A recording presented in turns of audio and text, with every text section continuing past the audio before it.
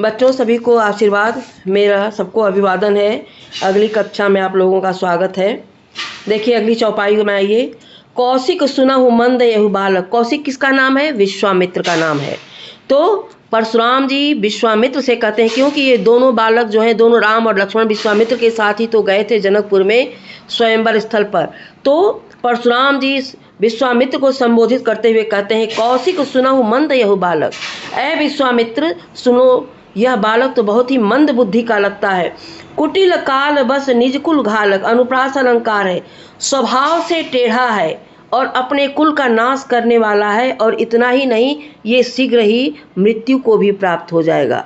स्वभाव से टेढ़ा है, ये मृत्यु को भी प्राप्त हो जाएगा और अपने कुल का नाश करने वाला है। भानुवंश राकेश कलंकु। यह सूर्य वंश में यह कलंकी चंद्रमा पैदा हुआ है। राकेश मतलब चंद्रमा, चंद्र। कहते हैं कि चंद्रमा में जैसे कलंक है, जैसे दाग है। कहते हैं कि सूर्य वंश में कलंकी चंद्रमा पैदा हुआ है। निपट निरंकुश अबुध असंकु।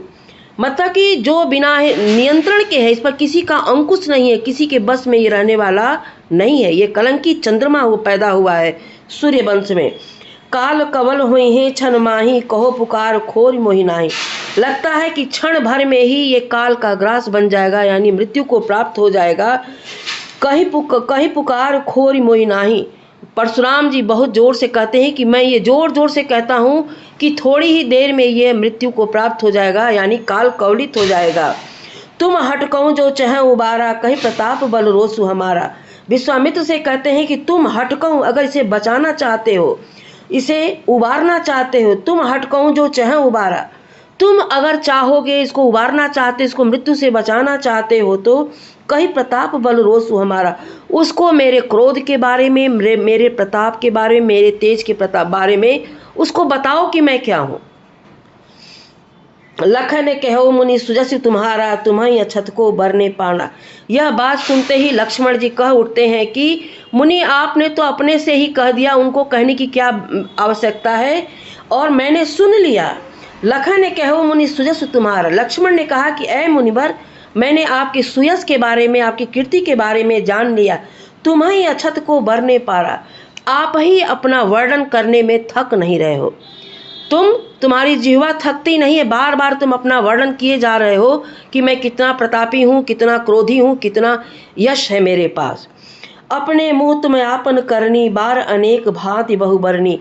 बार बार तुम अपने मुंह से अपनी प्रशंसा किए जा रहे हो, और एक बार नहीं अनेक बार उसका वर्णन कर किए जा रहे हो।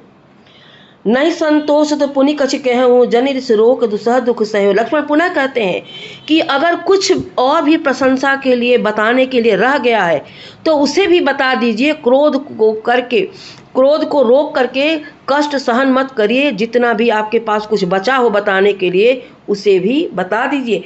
नहीं संतोष, इतना भी कहने से अगर आपको संतोष न हो, संतुष्टि न हो, तो जो कुछ बचा है उसे भी कह डालिए। जनिरिस रोक दुसह दुख सहे। क्रोध को रोक करके कष्ट सहन मत करिए। वीर व्रती तुम धीर अछोभा, गारी देत न पावहु शोभा। कहते हैं कि आपने तो वीरता का व्रत धारण किया है, और धीर अछोभा, आप धैर्यवान हैं, दुख रहित हैं, क्षोभ रहित हैं। गारी देत न पावहु, जो वीर व्रती है ऐसे लोगों के मुंह से गाली शोभा नहीं देती। वीर व्रती तुम धीर अछोभा, गारी देत न पावहु शोभा। कहते हैं ऐ मुनिवर, आपने तो वीरता का व्रत धारण किया है, आप धैर्यवान हैं, क्षोभ रहित हैं, ऐसे लोगों के मुंह से गाली शोभा नहीं देती। लक्ष्मण यहाँ पे क्या कहते हैं? सूर समर करनी करही, कहीं न जनावही आप, विद्यमान रन पाए रिपु, कायर कथहि प्रताप। युद्ध भूमि में अपने शत्रु को पा करके लोग उनके साथ युद्ध करके अपने बल के बारे में बताते हैं, अपने कार्य की शैली के बारे में बताते हैं। विद्यमान रन पाई रिपु, कायर कथहि प्रताप। युद्ध भूमि में अपने सामने शत्रु को पा करके बार बार जो अपने बल का बखान करे, वो योद्धा नहीं है, वो वीर नहीं है, वो तो कायर है। जो बार बार अपनी वीरता का वर्णन करता है, जो बार बार अपने बल का बखान करता है, वास्तव में वीर तो वो होता है जो युद्ध भूमि में सामने शत्रु को पा करके वो वीरता पूर्वक साहस के साथ युद्ध करता है, ऐसा होता है वीर। अब अगली क्लास में फिर मिलेंगे बच्चों, पूरा नहीं हो पाएगा इसमें भी।